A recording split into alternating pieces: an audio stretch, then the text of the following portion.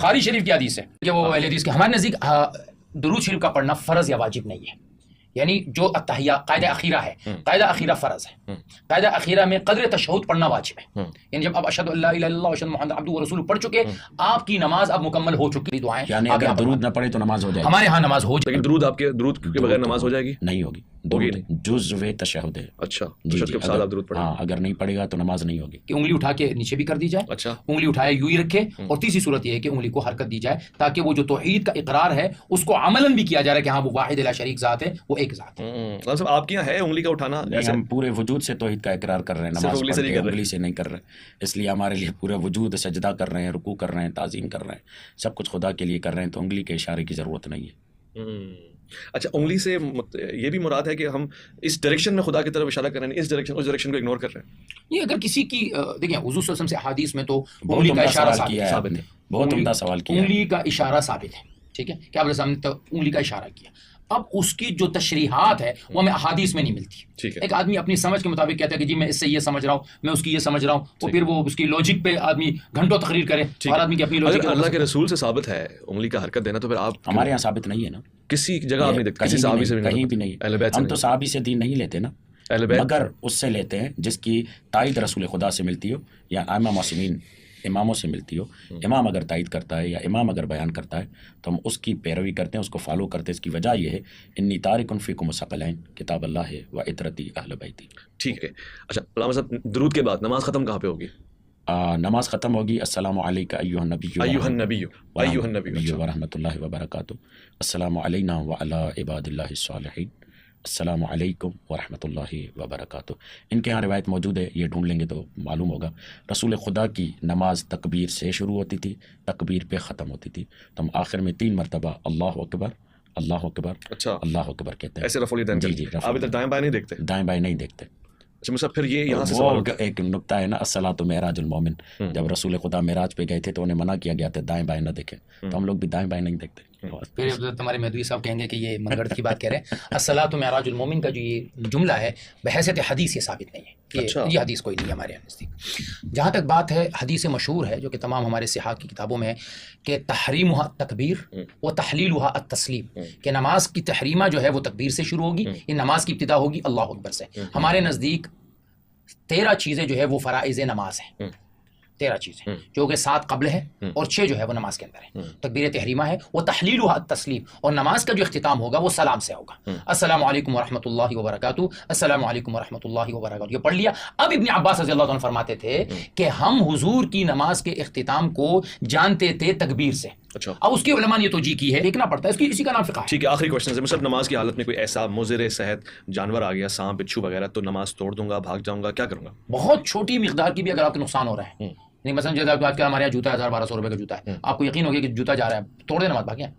अच्छा जी, जूता बचाने की नमाज छोड़ दें, इसलिए जूता तो मैंने 1000-1200 फिर भी ज्यादा कह दिए, थोड़ा मामूली नुकसान भी इंसान का हो रहा है, नमाज कोई मुश्किल नहीं है। सांप बिच्छू को मारने का तो हुक्म है नमाज के दौरान, बल्कि उसमें तो बाज़ औक़ात उलमा कहते हैं कि सांप बिच्छू के पीछे भागते भागते तो बहुत सारी हरकत भी हो जाती है, फिर भी उसको ऊपर कहा गया कि नमाज नहीं टूटेगी। क्यों? ये हदीस से साबित है कि अगर सांप आ जाए, बिच्छू आ जाए, वो कत्ल करके नमाज पढ़ लो अपनी, वहीं से कंटिन्यू कर लो। वाह वाह। अल्लामा साहब, आप इसको कैसा देखते हैं? नमाज के दौरान अगर कोई ऐसी चीज़ आ गई तो मैं क्या करूँ? हाँ, ऐसा ज़रर जो जान का ज़रर हो, जो काबिल तलाफ़ी ना हो, यानी बहुत बड़ा नुकसान हो, तो ऐसी सूरत में नमाज बातिल कर सकते हैं, वरना नमाज का तोड़ना हराम है। ओके, ठीक है। तो हर सूरत में इसीलिए तो शकियात नमाज और नमाज के शकूक पढ़ाए जाते हैं। कोई 23 से 25 शकूक है कि अगर यहाँ शक हो जाए तो ये करना है, यहाँ शक हो जाए तो ये करना है। हर सूरत में मोमिन के लिए, यानी मोमिन की तारीफ़ ये है कि मोमिन वो है जो नमाज को न तोड़े, जल्दी जल्दी नमाज को बातिल न करे, बल्कि वो अपने शकूक और शुबहात को देख कर सोच कर उसके मुताबिक अमल करे। तो अगर थोड़ा नुकसान हो रहा है तो उसमें नमाज नहीं तोड़नी चाहिए, अगर बड़ा नुकसान हो रहा है, बड़े माल का हो रहा है या जान का हो रहा है, तो फिर उसमें तोड़ सकते हैं। ठीक हो गया। अब नमाज में बाजमात नमाज होने के लिए कितने अफराद का होना लाजमी? तो इमाम आ गया और नमाज पढ़ा है, कितने होंगे? और फिर अगर मसलन 2 भी होंगे, 3 भी होंगे, तो किस पोजीशन पे खड़े होंगे? जरा बयान फरमाएं। 2 हैं तो मुक्तदी दाएं तरफ 1 कदम पीछे खड़े हो, 1 कदम पीछे, और अगर 3 हो जाएं तो बस फिर वो पीछे चले जाएं, और इमाम अगर मुक्तदी पीछे जा सकते हैं तो वो पीछे आने वाला मुक्तदी इसको खींच के अपने साथ पीछे सब में खड़ा करें, और अगर पीछे जगह नहीं तो इमाम थोड़ा सा आगे बढ़ जाए। 2 में बराबर खड़े होंगे, 1 कदम पीछे, 2 अगर इमाम और मुक्तदी है, 3 है تو پھر وہ باقاعدہ جیسے صف کا معاملہ ہے ویسے ہوگا. اچھا دو ساتھ بھی کھڑے ہو جائیں گے اگر دو ہیں تو اس برابر میں, اور وہ رائٹ پہ کھڑا ہوگا, رائٹ پہ ہوگا, تھوڑا سا اس کا پیچھے ہوگا تاکہ پتہ چلے کہ امام اور مقتدی میں تھوڑا فرق ہے. بہت خوب. علامہ صاحب اس کو ذرا بیان فرماتے ہیں, اور کتنی رکعت کتنے افراد ہوں گے تو جمعے کی نماز یا باجماعت نماز ہوگی؟ جی ہمارے یہاں ایک تو یہ جو انہوں نے مسئلہ بتایا وہ درست ہے کہ جب مقتدی سجدہ کرے تو اس کے گھٹنوں کے برابر ہو. جب وہ امام سجدہ کر رہا ہو اس کے جہاں پر گھٹنے ہیں تو مقتدی کے وہاں جب ایک ہو, ٹھیک ہے, جب دو ہو تو وہ تو پیچھے آ سکتے ہیں. اور اگر کوئی بالکل پیچھے کھڑا ہو گیا اور یہ دائیں کھڑا ہی ہے تو وہ بھی کوئی مسئلہ نہیں ہے, ضرور نہیں کہ وہ بالکل پیچھے ہی آ جائے, یہ بھی ضرور نہیں ہے, مستحب ہے اس کے لیے. جمعے کے لیے ہمارے ہاں باقی معاف کیجیے گا, باقی جمعے کے لیے ہمارے یہاں کم از کم 6 افراد ہوں تو جمعہ ہوگا بشمول امام کے. ہاں بشمول امام کے. اور ہمارے یہاں تو مسافت کی شرط ہے کہ 5 کلومیٹر کے درمیان ایک ہی جمعہ ہوگا, جامع مسجد ہو. اچھا جی یہ شرط ہے ہمارے یہاں, ہر جگہ پر جمعہ نہیں ہوتا ہمارے یہاں 5 کلومیٹر کا فاصلہ ہو جہاں بھی جمعہ ہو رہا ہے, کیونکہ وہ جو جمعہ جو ہوتا ہے نا وہ اجتماعی عبادت ہوتی ہے. تو 5 کلومیٹر کے مؤمنین جتنے بھی ہیں مسلمان آپس میں آئیں گے, ان کے مسائل کو ڈسکس کیا جائے گا, ان کے آپس میں انسجام و انصرام و اتحاد کو بیان کیا جائے گا, تاکہ 5 کلومیٹر کے احاطے میں ایک امام جمعہ ان کے مسائل کو دیکھے, ان کو بیان کرے, اور اس طریقے سے ایک نظم و ضبط کے ساتھ سلسلہ آگے بڑھے. ٹھیک ہو گیا. ہمارے ہاں 3 مقتدی اور ایک امام, 3 مقتدی ایک امام جمعہ ہو جائے گا, اور ظاہر خطبہ بھی شرط ہے, یعنی واجبات جمعہ میں سے کہ خطبہ ہونا چاہیے. 2 رکعت نماز ہوں گی, 4 کی بجائے 2 کی جگہ خطبہ ہے, اور 2 جو ہے وہ 2 رکعت نماز ہے. اور شہر ہونا چاہیے, آبادی بڑی ہونی چاہیے.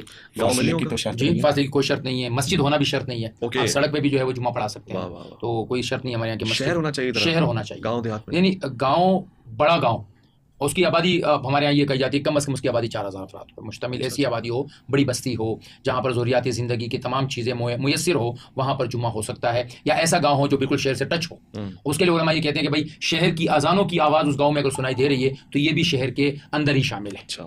ورنہ چھوٹے جو دیہات ہیں جو دور ہیں اور وہاں پر جمعہ ہمارے نزدیک نہیں ہو سکتا, نہیں ہو سکتا یا نہیں کر سکتے, نہیں کر سکتے, نہیں ہو سکتا کا مطلب یہ ہے کہ نہیں کر سکتے کہ وہاں پہ جمعہ نہیں ہوگا نا, وہ جائز ہی نہیں ہوگا, جمعہ جائز ہی نہیں ہوگا. پھر یہ چھوٹے گاؤں دیہاتوں میں ہوتے تو ہیں. دیکھیے ایک ہے ہوتا ہے وہ ایک الگ مسئلہ ہے, ایک ہے کہ وہ پوچھنے آئیں گے ہم سے بحیثیت مفتی, نہیں اسی لیے تو تاکید سے پوچھ رہا ہوں کہ ہمارے ہاں اگر کوئی چھوٹی سی بستی ہے اور وہ شہر سے کافی دور ہے اور وہاں پر ضروریات زندگی نہیں میسر, کیونکہ آپ کے ہاں تو یہ ہے نا کہ بغیر فاصلے کے چاہے 10 مسجدیں بھی ہوں تو ہر مسجد میں جمعہ ہوگا. اور یہ تو آج پہلی مرتبہ یہ سن رہا ہوں, شاید آپ کے بہت سارے لوگ بھی یہ نہیں جانتے ہوں گے کہ گاؤں دیہات میں اگر چھوٹا ہے تو وہاں پر جمعہ نہیں ہو سکتا, فتویٰ آپ نے بتا دیا, جائز ہی نہیں ہے. اچھا ایسا ہی ہم نماز پہ تو اختتام کرتے ہوئے کنکلوژن کوسچنز میرے پاس ہیں.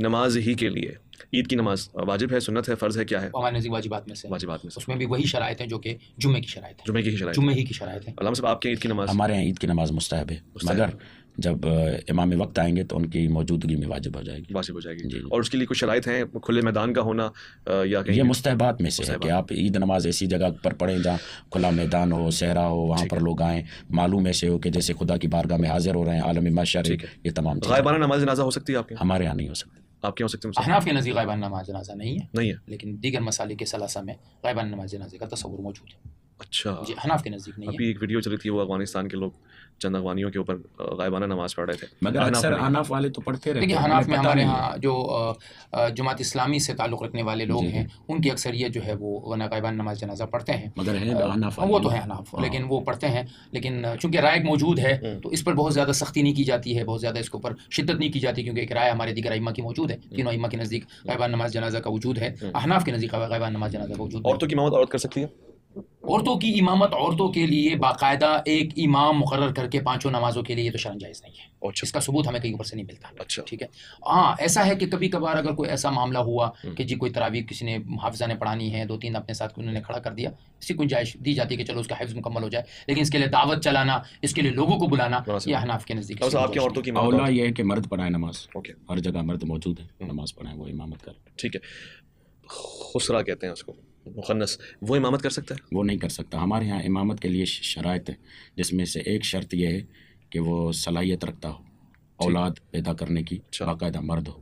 ٹھیک ہے. آپ بالکل نہیں. خسرا دیکھیں ایک ہے کہ وہ مرد ہے, مرد کی جامع میں ہے, مرد کی حیثیت میں ہے, اور اس کو معاشرے میں مرد شمار کیا جا رہا ہے, لیکن اندرونی وہ کچھ ایسا ہے تو ایک الگ بات ہے. ایک آدمی کا سب کچھ اس طرح سے ہے, بالکل بھی نہیں ہو سکتا. بالکل. ہمارے یہاں تو یہ بھی کہا کہ اگر یعنی اگرچہ وہ بات ایسی ہے لیکن فقہاء نے لکھا ہے کہ اگر ایک آدمی ولد الزنا ہے تو بھی اس کو امام نہیں بنا سکتا, غلام کو بھی امام نہ بنائے, تو ہم تو چلتے پھرتے نماز ٹرین میں کوئی بھی امام تو دیکھیے وہ آپ کو نہیں پتا نا, اگر آپ کو پتا ہے یہ آدمی اس طرح کا آدمی ہے, اس کی ماں ایسی تھی, اس کا خاندان ایسے, کیونکہ اتنی بڑی امامت ایک بہت بڑا درجہ ہے, اس درجے کو نہیں دینا چاہیے. لیکن اگر آپ چل رہے ہیں مسلمان ہیں اور مسلمانی اس کے اندر موجود ہیں تو ہم نے ہر آدمی سے تھوڑی روک ٹوکنا کہ حلالی کا ایسا ہی ہے نا. سوق الاسلام جو ہے جیسے مسلمانوں کی بازاریں ہیں, وہاں ایک ایک کو چیک تھوڑی کریں گے آپ کے مرغی سے بات صحیح کر رہا ہے یا نہیں. یہ تو اسی طریقے سے اگر محلے والے اعتماد کرتے ہیں, کسی کے پیچھے نماز پڑھتے ہیں, تو اتنے لوگوں کا اعتماد, نماز ان کا پڑھنا اعتماد حاصل ہو جاتا ہے اس سے کہ یہ تمام شرائط پہ اترتا ہے تبھی نماز پڑھا رہا ہے. ہمارے یہاں بھی یہ ہے کہ ولد الزنا جو ہے وہ نماز نہیں پڑھا سکتا. بہت بہت شکریہ علامہ دلشاد مہدوی, آپ کا بہت بہت شکریہ. مفتی عبدالباقی افندرہ, آپ کا انتہائی دلچسپ اور معلوماتی پروگرام رہا, سرشار رہے ہم.